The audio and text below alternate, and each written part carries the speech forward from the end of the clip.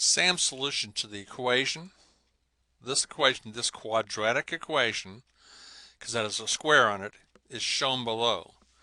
Okay, the first thing Sam does is he factors the left side, factors the trinomial. Okay? The next thing Sam does, step 2, he splits this one equation. I have one equation, he splits it into what? Two equations. So he takes x minus 6 equals 0, that's one equation, and he takes x plus 1 equals 0 for the second equation. So one equation becomes 2. Step 3, he adds 6 here and here, and then he subtracts 1 from both sides of this equation. So when you add 6, you're going to get x is 6. When he subtracts 1, we get x is negative 1.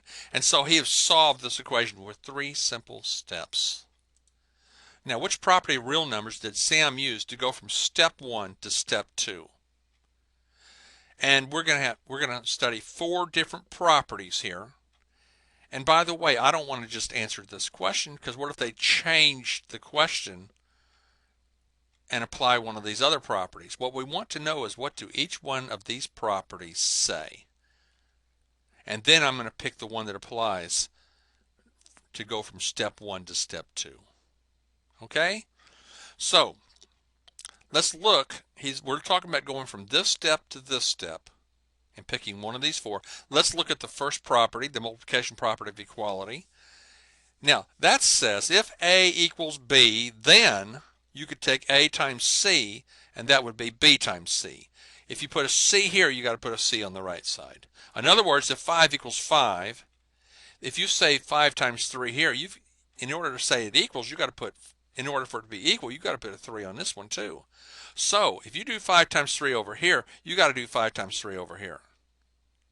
All right. That's not what we're doing on this step. We are splitting one equation into 2 equations. That is not this property.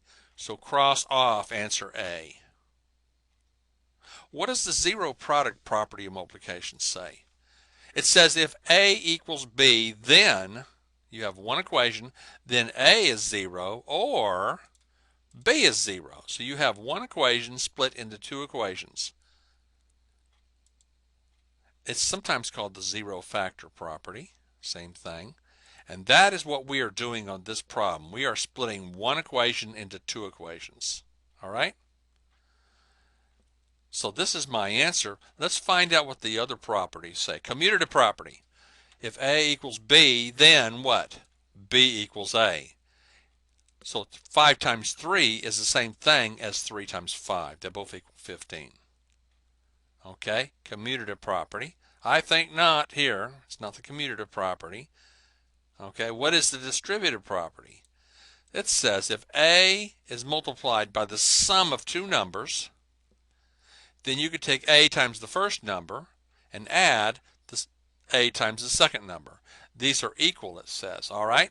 So if 3 times 4 plus 5, if you take 3 times the sum of 4 and 5, you could do 3 times 4 and 3 times 5. And these are equal. So we're going to pick the zero product property. What did it say? We are go from step 1 to step 2. We are taking one equation, splitting the left side apart, setting both of them equal to 0. That's what the zero product property says.